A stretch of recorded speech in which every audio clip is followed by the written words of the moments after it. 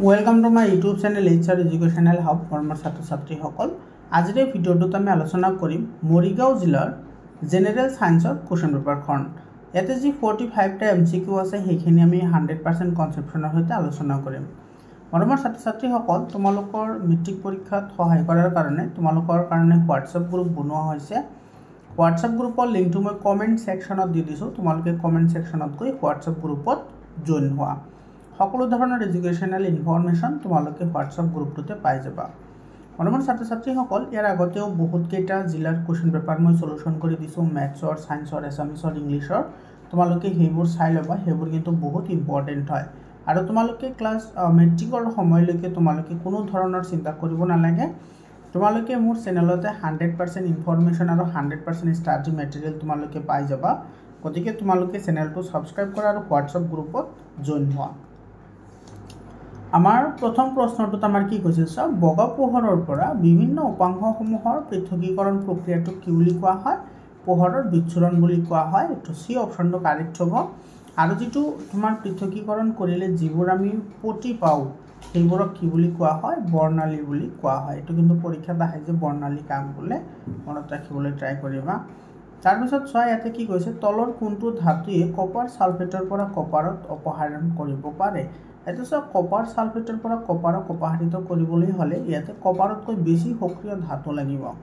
কাৰণ অধিক সক্ৰিয় ধাতু এটাইহে কম সক্ৰিয় ধাতুক অপসাৰিত কৰিব পাৰে। তাৰ মানে কপাৰতকৈ যেটো বেছি সক্ৰিয় হ'ব সেইটোই হ'ব ইয়াৰ এনসাৰ। তো তোমাৰ সিলভাৰ আৰু গোল্ড আটাইতকৈ কম সক্ৰিয় ধাতু, মাৰ্কাৰীটো মজলীয়া সক্ৰিয় ধাতু। তোমাৰ বি অপশনটো কাৰেক্ট হ'ব। কপাৰতকৈ তোমাৰ আইৰণটো কি হয় বেছি সক্ৰিয় হয়। তাৰ পিছত 3 নম্বৰ কোৱেশ্চনটোত কি কৈছে সব তলৰ কোনটো জিনৰ দ্বাৰা নিয়ন্ত্ৰিত চৰিত্ৰ নহয়? জিনৰ দ্বাৰা নিয়ন্ত্ৰিত কোনবোৰ চৰিত্ৰ জিনৰ দ্বাৰা নিয়ন্ত্ৰিত নহয়? যিবোৰ আৰ্জিত চৰিত্ৰ। আৰ্জিত চৰিত্ৰবোৰ তোমাৰ কেতিয়াও কি নহয় জিনৰ দ্বাৰা প্ৰভাৱিত নহয়। তো ইয়াতে তোমাৰ এই নম্বৰ অপশনটো কাৰেক্ট হ'ব। মানুহৰ ওজন তোমাৰ এটো খোৱা লোৱাৰ ওপৰত নিৰ্ভৰ কৰে। 4 নম্বৰ কোৱেশ্চনটোত চাই এছাচন ৰিজনিংৰ কোৱেশ্চন হয়। এটোত কি কৈছে পৰ্যায় এটাত সোফাললৈ ক্ৰমান্বয়ে ইলেক্ট্ৰন হেৰুৱাৰ প্ৰৱণতাটো বাঢ়ে। এটো মিছা কথা। আৰু তোমাৰ পৰ্যায়টাৰ তুমি যেতিয়া বাহুফলৰ পৰা সোফালে যাবা তেতিয়া ইলেক্ট্ৰন হেৰুৱাৰ প্ৰৱণতা কমে। সেই কাৰণে তোমাৰ অধাতৱীয় গুণটো বৃদ্ধি পায় আৰু ধাতৱীয় গুণ হ্ৰাস পায়। গতিকে এছাচনটো ভুল হ'ব। কাৰণ কি কৈছে চ পৰ্যায় এটাত সোফালে ক্ৰমান্বয়ে যোজক ইলেক্ট্ৰনৰ ওপৰত আকৰ্ষণ ক্ৰিয়া কৰা কাৰ্যকৰী নিউক্লিয় আধানৰ মান বাঢ়ে। এটো তোমাৰ কাৰেক্ট হ'ব। তো এছাচনটো ভুল আৰু ৰিজনটো শুদ্ধ। এটো ডি অপশনটো আমাৰ কি হ'ব কাৰেক্ট অপশন হ'ব। তাৰ পিছৰ প্ৰশ্নটো সব 5 নম্বৰ কোৱেশ্চনত কি কৈছে কলাত প্ৰৱেশ কৰাৰ পিছত তেজৰ নলী গঠনৰ শুদ্ধ ক্ৰম কোনটো হ'ব? এতে তোমাৰ ধমনী, ৰক্তজালিকা আৰু হীৰা। এটো বি অপশনটো কাৰেক্ট অপশন হ'ব। তাৰ পিছত তোমাৰ 6 নম্বৰ কোৱেশ্চনটো চোৱা ইয়াতে কি কৈছে প্ৰতিবিম্বৰ আকাৰ আৰু লক্ষ্যবস্তুৰ আকাৰ সদায় সমান। এই উক্তিটো প্ৰযোজ্য হ'ব কাৰ ক্ষেত্ৰত? সমতল দৰ্পণৰ ক্ষেত্ৰত। তোমালোকে জানা সমতল দৰ্পণৰ প্ৰতিবিম্বৰ আকাৰ আৰু লক্ষ্যবস্তুৰ আকাৰ সদায় সমান হয়। তো সি অপশনটো কাৰেক্ট হ'ব। 7 নম্বৰটো চাই এছাচন ৰিজনিংৰ কোৱেশ্চন হয় জৈৱ গেছৰ মূল উপাদান হল মিথেন। এটো কাৰেক্ট হয়। আৰু মিথেন কিমান % থাকে? 75% থাকে। এটো মনত ৰাখিবা। ৰিজন দিছে চোৱা পানীৰ উপস্থিতিত গৰুৰ গোবৰৰ অবায়বীয় অৱক্ষয় ঘটি জৈৱ গেছ উৎপন্ন হয়। এটো কি হয় কাৰেক্ট হয়। আৰু ইয়াতে চোৱা তোমাৰ কি কৈছে অবায়বীয় অৰ্থাৎ অক্সিজেন নোহোৱাকৈ গঠন হয়। গতিকে এটো কাৰেক্ট হ'ব। আৰু তোমাৰ এটো কি হ'ব কাৰেক্ট হ'ব। কিন্তু এটো শুদ্ধ ব্যাখ্যা নহয় কাৰণ ইয়াতে জৈৱ গেছৰ উপাদানৰ কথা কৈছে মিথেন। তো ইয়াতে তোমাৰ শুদ্ধ নহব। তো তোমাৰ ইয়াতে এটা তোমাৰ 7 নম্বৰটো ইয়াতে তোমাৰ আচ্ছা এটা গৰুৰ গোবৰৰ কথা কৈছে না। গৰুৰ গোবৰত তোমাৰ অবায়বীয় মানে অক্সিজেন নোহোৱাকৈ, অক্সিজেন যদি নোহোৱাকৈ হয় আৰু যেটো তোমাৰ মিথেন আছে মিথেনতো অক্সিজেন নাথাকে। গতিকে এছাচন ৰিজন দুইটা শুদ্ধ হ'ব। লগতে ৰিজনটো এছাচনৰ শুদ্ধ ব্যাখ্যাও হ'ব। এই নম্বৰ অপশনটো কাৰেক্ট অপশন হ'ব। 8 নম্বৰ কোৱেশ্চনটো ছয় ইয়াতে আমাৰ মিলাবলৈ দিছে কংহৰ লগত খংহ। ট্ৰাইড কোনে গঠন কৰিছিল? ডবাৰিনাৰে। অষ্টসূত্ৰ দিছিল নিউলেন্সে। আধুনিক পৰ্যাবৃত্ত সূত্ৰ দিছিল হেনৰি মোজলিয়ে। আৰু পৰ্যাবৃত্ত সূত্ৰ দিছিল তোমাৰ মেণ্ডেলিভে। গতিকে এটো তোমাৰ 1 নম্বৰটো বিৰ লগত মিলিব, 2 নম্বৰটো সিৰ লগত মিলিব। 1 নম্বৰটো বি, 2 নম্বৰটো সি, 3 নম্বৰটো এ আৰু 4 নম্বৰটো ডি। এটো বি অপশনটো কি হ'ব ইয়াৰে কাৰেক্ট অপশন হ'ব। তাৰ পিছত তোমাৰ 9 নম্বৰ কোৱেশ্চনটোত চোৱা জীৱাশ্ম ইন্ধনৰ দহনৰ প্ৰভাৱ গোলকীয় উষ্ণতা বৃদ্ধি সঁচা হয়, বায়ু প্ৰদূষণ হয়। এটো সঁচা। এচিড বৰষুণ হয় এইটোও সঁচা আৰু সেউজ গৃহ প্ৰভাৱ এইটোও সঁচা গতিকে গোটেইখিনি হ'ব ইয়াত আমাৰ ডি অপশ্যনটো কাৰেক্ট হ'ব গোটেইকেইটা তাৰপিছত 3 নম্বৰ কুৱেশ্যনটো চোৱা এই প্ৰশ্নটো এইবাৰ প্ৰত্যেকটো জিলাতে আহিছে মানৱ দেহত মূত্ৰৰ সৰবৰাহৰ শুদ্ধ ক্ৰমটো কি হ'ব তোমাৰ বৃক্কৰ পিছত আহিব তোমাৰ মূত্ৰ তাৰপিছত বৃক্কৰ পিছত আহিব মূত্ৰবাহী নলী তাৰপিছত আহিব মূত্ৰথলী আৰু মূত্ৰ নিষ্কাশন এইটো 10 নম্বৰটো তোমাৰ কি হ'ব এইটো বৃক্ক মূত্ৰবাহী নলী আচ্ছা এইটো ডি অপশ্যনটো কাৰেক্ট হ'ব বৃক্কৰ পিছত মূত্ৰখিনি মূত্ৰবাহী নলীৰ সহায়ত তোমাৰ মূত্ৰথলীত জমা হ'ব আৰু তোমাৰ লিংগৰ সহায়ত এইটো বাহিৰত ওলাই যাব ডি অপশ্যন কাৰেক্ট অপশ্যন হয় 11 নম্বৰ কুৱেশ্যনটো চোৱা এছাৰখনত কি কৈছে নিয়ন্ত্ৰণ আৰু সমন্বয়ৰ বাবে কোনো স্নায়ুতন্ত্ৰ নাথাকে এইটো মিছা কথা কাৰণ তোমাৰ নিয়ন্ত্ৰণ আৰু সমন্বয়ৰ বাবে স্নায়ুতন্ত্ৰ থাকে আৰু তোমাৰ ৰিজন দিছে চোৱা উদ্ভিদে বিদ্যুৎ ৰাসায়নিক প্ৰক্ৰিয়া এটা কোষৰ পৰা আনটো কোষলৈ কঢ়িয়াই নিয়ে এইটো তোমাৰ কি হয় সঁচা হয় তো এছাৰশ্যন মিছা তোমাৰ কি হ'ব এছাৰশ্যন মিছা হ'ব এইটো তোমাৰ উদ্ভিদৰ ক্ষেত্ৰৰ কথা যদি কৈছে এটা তোমাৰ মেনশ্যন কৰা নাই না ইয়াতে মেনশ্যন কৰিছে জানো এইটো তোমাৰ উদ্ভিদৰ হ'ব লাগিছে উদ্ভিদৰ যেহেতু ইয়াতে উদ্ভিদৰ কথা কৈছে উদ্ভিদৰ নিয়ন্ত্ৰণ আৰু সমন্বয়ৰ বাবে কোনো স্নায়ুতন্ত্ৰ নাথাকে এইটো সঁচা হয় যদি উদ্ভিদৰ ক্ষেত্ৰত আচ্ছা ইয়াতে উদ্ভিদৰ কথাই কৈছে তো এইটো তোমাৰ এছাৰশ্যন আৰু ৰিজন দুয়োটা সঁচা হ'ব কিন্তু এইটোৰ লগত কোনো ই নাথাকে গতিকে এইটো বি অপশ্যনটো কাৰেক্ট হ'ব ইয়াতে বি অপশ্যনটো কি হ'ব কাৰেক্ট অপশ্যন হ'ব 12 নম্বৰ কুৱেশ্যনটো চোৱা কি কৈছে তলৰ কোনকেইটা ঘটনাৰ বাবে ৰামধেনুৰ সৃষ্টি হয় ৰামধেনুৰ সৃষ্টি হ'লে তোমাৰ প্ৰতিসৰণ লগত থাকে তাৰপিছত তোমাৰ বিচ্ছুৰণৰ লগত থাকে আৰু আভ্যন্তৰীণ পূৰ্ণ প্ৰতিফলন গতিকে 1 2 4 এইটো এই নম্বৰ অপশ্যনত আছে গতিকে এই নম্বৰ অপশ্যনটো কাৰেক্ট হ'ব তাৰপিছত 13 নম্বৰ কুৱেশ্যনটোত চোৱা কি কৈছে তলৰ কোনটো মেণ্ডেলিভৰ পৰ্যাবৃত্ত তালিকা মতে প্ৰথম বৰ্গৰ মৌলসমূহৰ অক্সাইডৰ সাধাৰণ সংকেত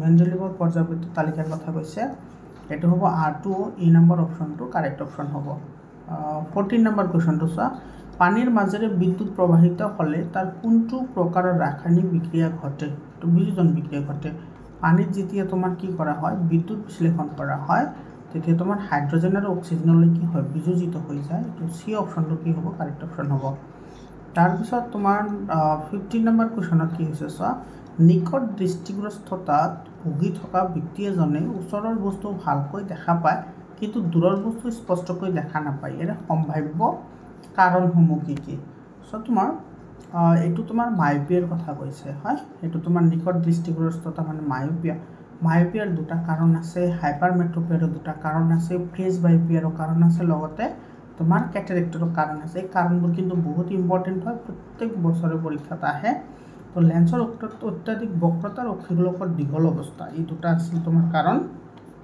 গতিকে মায়োপিয়াৰ এইটো 1 আৰু 2 কাৰেক্ট হ'ব 1 আৰু 2 এইটো এই নম্বৰ অপশ্যনত আছে গতিকে এই নম্বৰ অপশ্যনটো কাৰেক্ট হ'ব 16 নম্বৰ কুৱেশ্যনত কৈছে চোৱা ইয়াতে সোডিয়াম সালফেটৰ দ্ৰৱ আৰু ইয়াতে দিছে বেৰিয়াম ক্লৰাইডৰ দ্ৰৱ সোডিয়াম সালফেট এইটো চোৱা সোডিয়াম সালফেট Na2SO4 আৰু দিছে বেৰিয়াম ক্লৰাইড BaCl2 এটাৰ উৎপন্ন হয় কি উৎপন্ন হয় তোমাৰ সোডিয়াম ক্লৰাইড প্লাস বেৰিয়াম সালফেটৰ অদক্ষেপ এটো তলফালে দিয়া হয় এটো সলিড হয় তো তোমাৰ এটা এটা অদক্ষেপণ বিক্ৰিয়া লগতে তোমাৰ কি হয় দ্বি অপহৰণ বিক্ৰিয়াও হয় এটো দ্বি অপহৰণ বিক্ৰিয়া লগতে অদক্ষেপণ বিক্ৰিয়া ইয়াতে দিছে বেৰিয়াম সালফেট আৰু সোডিয়াম ক্লৰাইডৰ গঠনৰ ওপৰত চিত্ৰটো পৰ্যবেক্ষণ কৰা আৰু বিক্ৰিয়াটোৰ নাম বাছি লোৱা এটো তোমাৰ কি হয় অদক্ষেপণ বিক্ৰিয়া এটো সি অপশ্যনটো কি হ'ব কাৰেক্ট অপশ্যন হ'ব 17 নম্বৰ কুৱেশ্যনটো চোৱা এনেকুৱা ধৰণৰ কুৱেশ্যন প্ৰত্যেকটো জিলাতে আহিছে এই বছৰ চাৰিটা মাধ্যম PQ R আৰু S ত পোহৰৰ দ্ৰুতি ক্ৰমে এটো 5.3 10 to the power 8 4.2 10 to the power 8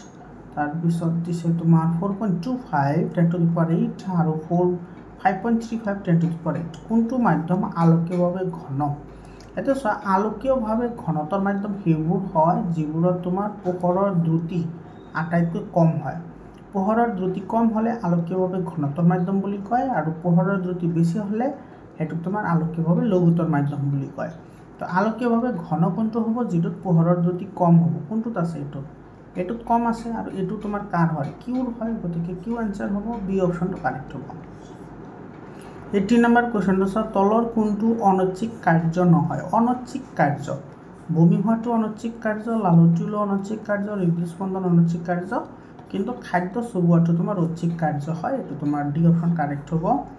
19 number কুৱেশ্যনটো চোৱা, ইয়াতে তোমাৰ কি কৈছে, মেণ্ডেলৰ এক সংকৰণ পৰীক্ষাৰ F2 জোনৰ ভেক্টৰূপ অনুপাতটো কি হয়?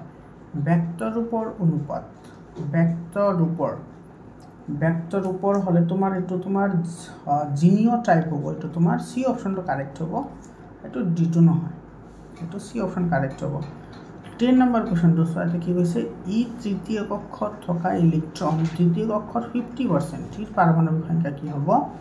এতিয়া চাওক, তৃতীয় কক্ষ মানে তিনিটা কক্ষ আছে, তিনিটা কক্ষ, তো প্ৰথম কক্ষত 2টা আৰু দ্বিতীয় কক্ষত 8টা, আৰু তৃতীয় কক্ষত তোমাৰ দ্বিতীয় কক্ষৰ 50% আছে। এইটো চাওক, প্ৰথম কক্ষ, দ্বিতীয় কক্ষ আৰু তৃতীয় কক্ষত দ্বিতীয় কক্ষৰ 50%, 8ৰ 50% কিমান? 4।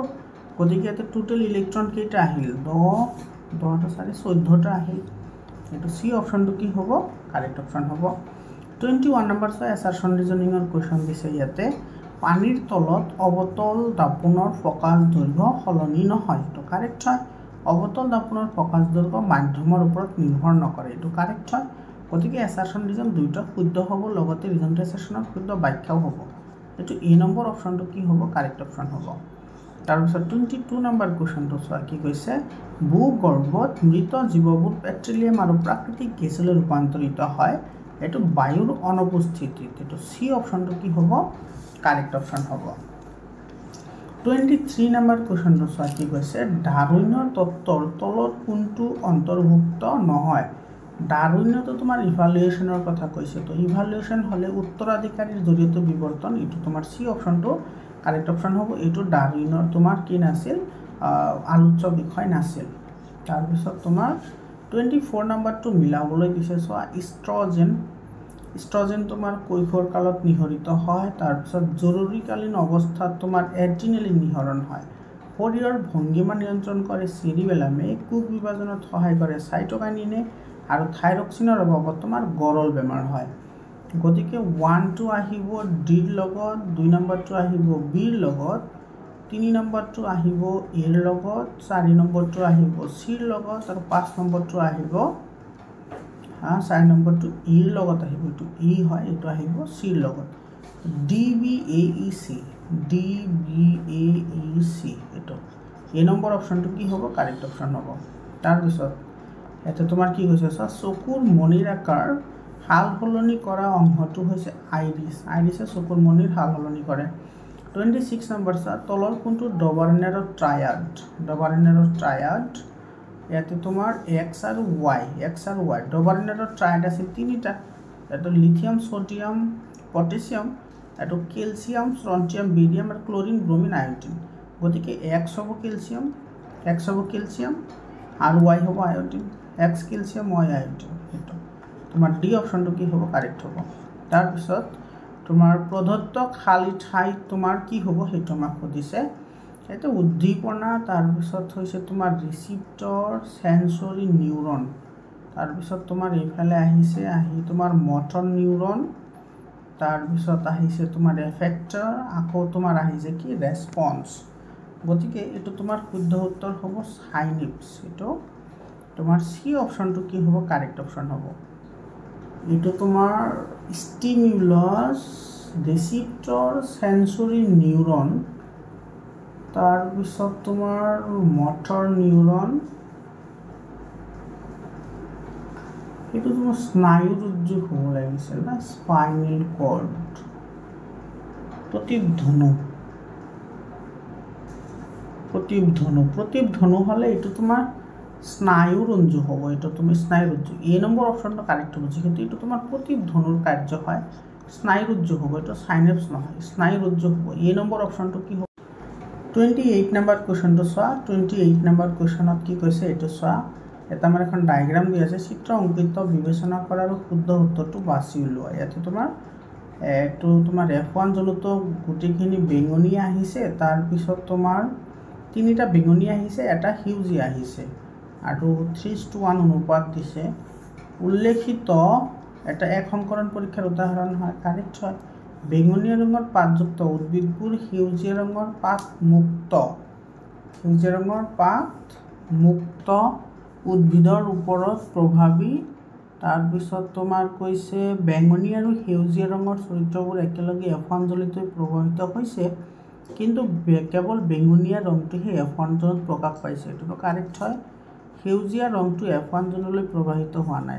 প্ৰবাহিত হয় দুয়োটা, কেৱল তোমাৰ এটা তোমাৰ প্ৰভাৱী থাকে, এটা অপ্ৰভাৱী থাকে, অৰ্থাৎ এটা দেখা যায়, এটা দেখা নাযায়। গতিকে 1, 2 আৰু 3টো কি হ'ব? কাৰেক্ট হ'ব। 1, 2, 3 এইটো চি অপশ্যনটো কাৰেক্ট অপশ্যন হ'ব। 29 নম্বৰ কুৱেশ্যনটো চোৱা। 29 নম্বৰ কুৱেশ্যনত কি কৈছে? অগ্নাশয় ৰসত থকা প্ৰ'টিন বিশ্লেষী উৎসেচকবিধৰ নাম কি? এইটো ট্ৰিপচিন। তাৰপিছত তোমাৰ 30 নম্বৰ কুৱেশ্যনটো চোৱা। শুদ্ধ উত্তৰটো বাছি উলিওৱা। এজন সুস্থ ব্যক্তিৰ বাবে চিষ্টলিক আৰু ডায়ষ্টলিক চাপৰ অনুপাত, চিষ্টলিক আৰু ডায়ষ্টলিক 120/80 মিলিমিটাৰ পাৰা। এইটো তোমাৰ কি হয়? এইটো তোমাৰ অশুদ্ধ উক্তিটো বাছি উলিয়াবলৈ দিছে। সৰি, এইটো কাৰেক্ট হয়। এজন সুস্থ ব্যক্তি প্ৰতিদিনে 180 লিটাৰ পানী পৰিস্ৰাৱন কৰে। কাৰেক্ট হয়। ক্লুম ধমনীয়ে কাৰ্বন ডাই অক্সাইড যুক্ত তেজ পৰিবহন কৰে। কাৰেক্ট হয়। প্ৰাণীৰ পেশীত হোৱা অবাধ শ্বসনত ইথানল উৎপন্ন হয়। এইটো মিছা, কাৰণ প্ৰাণীৰ পেশীকোষত তোমাৰ ইথানল নহয়, লেক্টিক এচিড উৎপন্ন হয়। কি এচিড উৎপন্ন হয়? লেক্টিক এচিড উৎপন্ন হয়। ইয়াতে কৈছে ইথানলৰ কথা। গতিকে চি নম্বৰটো নহয়, তো আমাৰ অশুদ্ধটো লাগে। গতিকে আমাৰ এইটোৰ চি অপশ্যনটো কি হ'ব? কাৰেক্ট হ'ব। 31 নম্বৰ কুৱেশ্যনটো চোৱা। কি কৈছে? মেণ্ডেলিভৰ মৌলভূত পৰ্যাবৃত্ত তালিকাৰ আধাৰত তলৰ কোনকেইটা মৌল একা বৰণ, একা এলুমিনিয়াম আৰু একা চিলিকন নাম দিছে? এইটো চোৱা। একা এলুমিনিয়াম, একা বৰণ মানে হৈছে তোমাৰ স্কেণ্ডিয়াম, একা এলুমিনিয়াম মানে হৈছে গেলিয়াম, আৰু একা চিলিকন মানে হৈছে জাৰ্মেনিয়াম। এইটো ডি অপশ্যনটো কাৰেক্ট অপশ্যন হ'ব। তাৰপিছত 32 নম্বৰ কুৱেশ্যনটো চোৱা। 32 নম্বৰ কুৱেশ্যনত তোমাৰ কি কৈছে? পোহৰৰ প্ৰতিসৰণৰ ক্ষেত্ৰত শুদ্ধ উক্তিটো বাছি উলিওৱা। উত্তল লেন্সৰ ফকাছ দৈৰ্ঘ্য ঋণাত্মক। এইটো মিছা কথা, কাৰণ উত্তল লেন্সৰ ফকাছ দৈৰ্ঘ্য ধনাত্মক হয়। উত্তল লেন্সৰ ক্ষেত্ৰত প্ৰতিবিম্বৰ আকাৰ লক্ষ্যবস্তুৰ আকাৰতকৈ সৰু। প্ৰতিবিম্বৰ আকাৰ লক্ষ্যবস্তুৰ আকাৰতকৈ সৰু। শুদ্ধটো বাছি উলিয়াবলৈ দিছে। এইটো নহয়, এইটো তোমাৰ কি হয়? মিছা হয়। পোহৰ ঘনতৰ মাধ্যমৰ পৰা লঘুতৰ মাধ্যমত অগ্ৰসৰ হ'লে পোহৰৰ জ্যোতি হ্ৰাস পায়। এইটোতো মিছা হয়, কাৰণ ঘনতৰ মাধ্যমৰ পৰা লঘুতৰ মাধ্যমত গ'লে পোহৰৰ জ্যোতি বৃদ্ধিহে পায়। লেন্সৰ বক্ৰতা বাঢ়িলে ফকাছ দৈৰ্ঘ্য বাঢ়ে। গতিকে এইটো ডি অপশ্যনটো কাৰেক্ট হ'ব, কাৰণ লেন্সৰ তোমাৰ বক্ৰতা বাঢ়িলে ফকাছ দৈৰ্ঘ্য ইয়াতে কমে বুলি কৈছে। তোমাৰ কি হ'ব? বাঢ়ে হ'ব। এইটো তোমাৰ শুদ্ধ হয়, কমে। যদি বক্ৰতা বাঢ়ে তেতিয়াহ'লে দৈৰ্ঘ্য কমে। এইটো শুদ্ধ হয়। ডি অপশ্যনটো কি হ'ব? কাৰেক্ট হ'ব। তাৰপিছত তোমাৰ 33 নম্বৰ কৈছে কি চোৱা। তলৰ কোনটো সমীকৰণে সংযোজন বিক্ৰিয়া বুজাইছে? সংযোজন বিক্ৰিয়া মানে তোমাৰ দুটা লগ লাগি এটা হোৱা। ঠিক আছে, দুটা বিক্ৰিয়ক পদাৰ্থ লগ লাগি এটা বিক্ৰিয়জাত পদাৰ্থ উৎপন্ন হোৱা। ইয়াতে চোৱা, কেলছিয়াম অক্সাইড আৰু ৱাটাৰ লগ লাগি কেৱল কেলছিয়াম হাইড্ৰক্সাইড এটা উৎপন্ন কৰিছে। গতিকে 2 নম্বৰ অপশ্যনটো কাৰেক্ট হ'ব। ইয়াতে চোৱা, তোমাৰ এটাৰ পৰা ভাঙি দুটা হৈছে। এইটো হৈছে বিয়োজন বিক্ৰিয়া। এইটো তোমাৰ চোৱা, ইয়াতে কপাৰক অপসাৰিত কৰিছে। এইটো হ'ব তোমাৰ অপহৰণ বিক্ৰিয়া। আৰু এইটো তোমাৰ এইটো অপহৰণ বিক্ৰিয়া। এইটো তোমাৰ চোৱা, এটাৰ পৰা বহুতকেইটা হৈছে। গতিকে 2 নম্বৰ অপশ্যনটো কাৰেক্ট হ'ব। 34 নম্বৰ কুৱেশ্যনটো চোৱা। ইয়াতে তোমাৰ কি কৈছে? নতুন প্ৰজাতিৰ উৎপত্তি হয় কেতিয়া? যেতিয়া জননকোষত পৰিৱৰ্তন ঘটে, জননকোষত থকা ক্ৰমজমৰ সংখ্যাৰ সাল সলনি হয়। এইটো কাৰেক্ট হয়। আৰু জিনীয় পথচ্যুত হয়। এইটো কাৰেক্ট হয়। গতিকে 1, 2, 3 গোটেইকেইটা কাৰেক্ট। এইটো ডি অপশ্যনটো কি হ'ব? কাৰেক্ট অপশ্যন হ'ব। 35 নম্বৰ কুৱেশ্যনটোত তোমাৰ কি কৈছে? তলৰ কোনকেইটা শক্তিৰ বিকল্প উৎস? বিকল্প উৎস এইটো নিউক্লিয় শক্তি। চি অপশ্যনটো কাৰেক্ট হয়। তলৰ ৰাসায়নিক বিক্ৰিয়াটোক জাৰক পদাৰ্থ বাছি উলিওৱা। জাৰক পদাৰ্থ মানে যিয়ে বেলেগক অক্সিজেন দিয়ে। জাৰক বেলেগক অক্সিজেন দিয়ে। এইটো চোৱা, কপাৰ অক্সাইড আছিল, ইয়াতে কপাৰ আহিছে, আৰু কপাৰ অক্সাইডে হাইড্ৰজেনক অক্সিজেন দিছে কাৰণে তোমাৰ ৱাটাৰ ফৰ্মেশ্যন হৈছে। গতিকে ইয়াতে জাৰক পদাৰ্থ হৈছে কপাৰ অক্সাইড। এইটো তোমাৰ কি হ'ব? বি অপশ্যনটো কাৰেক্ট অপশ্যন হ'ব। জাৰক পদাৰ্থ বেলেগক অক্সিজেন দিয়ে। জাৰক, এইটো বি অপশ্যন কাৰেক্ট হ'ব। এইটো কপাৰ অক্সাইডে তোমাৰ কি কৰিছে? ইয়াতে তোমাৰ হাইড্ৰজেনক অক্সিজেন দিছে। জাৰক মানে অক্সিজেন দিয়া বুজায়। তো অক্সিজেন দিছে কাক? হাইড্ৰজেনক দিছে। হাইড্ৰজেনৰ ফলতে তোমাৰ কি হৈছে? এইটো তোমাৰ ৱাটাৰ ফৰ্মেশ্যন হৈছে, গতিকে এইটো কপাৰ অক্সাইডে হ'ব। এইটো বি অপশ্যনটো কাৰেক্ট হ'ব। 37 নম্বৰ কুৱেশ্যনটো চোৱা। 37ত কি কৈছে ইয়াতে, মানৱ দেহত শক্তি উৎপন্ন হ'বৰ বাবে কেনে ধৰণৰ ৰাসায়নিক বিক্ৰিয়া সংঘটিত হয়? শক্তি উৎপন্ন তাপৱৰ্জী বিক্ৰিয়া, চি অপশ্যনটো কাৰেক্ট হ'ব। 38 নম্বৰ, লেন্সৰ ক্ষমতাৰ একক ডায়োপ্টাৰ, এইটো ডাম্পটাৰ লৈছে, এইটো ডায়োপ্টাৰ হ'ব। বি অপশ্যনটো কাৰেক্ট অপশ্যন হয়। তাৰপিছত 39 নম্বৰ কুৱেশ্যনত কৈছে চোৱা, উত্তল লেন্স এখনত লক্ষ্যবস্তুৰ সৈতে সমান আকাৰৰ প্ৰতিবিম্ব পাবলৈ লক্ষ্যবস্তুৰ ক'ত ৰাখিব লাগিব? সমান আকাৰৰ প্ৰতিবিম্ব হ'লে F1ত, এইটো মানে ফকাছ দৈৰ্ঘ্যৰ দুগুণ দূৰত্বত ৰাখিলে তোমাৰ ফকাছ দৈৰ্ঘ্যৰ দুগুণ দূৰত্বতে প্ৰতিবিম্ব গঠন হয়। জৈৱ গেছত মিথেনৰ পৰিমাণ 75%। তাৰপিছত তোমাৰ 41 নম্বৰ কুৱেশ্যনটো চোৱা, কোনটো শুদ্ধ হয় সেইটো আমাৰ লাগে, কোনটো শুদ্ধ? ইয়াতে বায়ুৰ পৰা কাছত গৈছে, তো তোমাৰ বায়ু লগতৰ মাধ্যম, এইটো তোমাৰ এইটো বায়ু লগতৰ মাধ্যম, পানী হৈছে ঘনত্বৰ মাধ্যম, তো এইটো ইফালেহে আহিব লাগিছিল, এইটো নহয়। কাছৰ পৰা বায়ুত সোমাইছে, তো এইটো ইফালে যাব লাগিছিল, এইটো নহয়। তো ই চিত্ৰ 1টো কাৰেক্ট হ'ব। জাষ্ট চিত্ৰ 1টো কাৰেক্ট, গতিকে কেৱল 1, এইটো ই নম্বৰ অপশ্যনটো কাৰেক্ট হ'ব। 42 নম্বৰ কুৱেশ্যনটো চোৱা, পাক গ্ৰন্থিয়ে ক্ষৰণ কৰা উৎসেচকটো হ'ল পাক গ্ৰন্থি মানে পাকস্থলী পিত্তলৱণ উৎপন্ন কৰে, এইটো ই নম্বৰ অপশ্যনটো কাৰেক্ট হ'ব। তাৰপিছত তোমাৰ 43 নম্বৰ চোৱা, ইনচুলিন ক্ষৰণ কৰে কোনে? অগ্নাশয় গ্ৰন্থিয়ে ইনচুলিন ক্ষৰণ কৰে, চি অপশ্যন কাৰেক্ট হয়। 44 নম্বৰটো চোৱা, মানুহৰ চকু এটা বস্তুত প্ৰতিবিম্ব গঠন কৰাৰ স্থান ৰেটিনা বা অক্ষিপট। তাৰপিছত সমসংস্থ অংগৰ উদাহৰণ 45 নম্বৰ। সমসংস্থ মানে কি চোৱা, মৰমৰ ছাত্ৰ ছাত্ৰীসকল, তোমালোকে যদি ছায়েন্সৰ, তাৰপিছত মেথছৰ, ছ'চিয়েল ছায়েন্স আৰু এছামিছ এই 4টা ছাবজেক্টৰ তোমালোকৰ কাৰণে মই চেপ্টাৰ ৱাইজ ই বুক বনাইছোঁ, যিবোৰৰ পৰা তোমালোকে 99% কুৱেশ্যন কমন পাবা। এইবোৰৰ কাৰণে তোমালোকে 7002824673 এইটো নম্বৰত তোমালোকে কণ্টেক্ট কৰিবা, তোমালোকে PDF ফাইলবোৰ পাই যাবা। ই বুক আকাৰে চেপ্টাৰ ৱাইজ PDF আছে মৰমৰ ছাত্ৰ ছাত্ৰীসকল। তাৰপিছত তোমালোকে যদি আজমল ছুপাৰ বটিৰ কাৰণে যদি প্ৰিপাৰেশ্যন কৰিব বিচৰা, তেতিয়াহ'লে মোৰ চেনেলত যদি কৰিব পাৰিবা। তোমালোকে চেনেলটো ছাবস্ক্ৰাইব কৰি হোৱাটছআপ গ্ৰুপত জইন হোৱা। হোৱাটছআপ গ্ৰুপৰ লিংকটো মই কমেণ্ট ছেকশ্যনত দি দিছোঁ।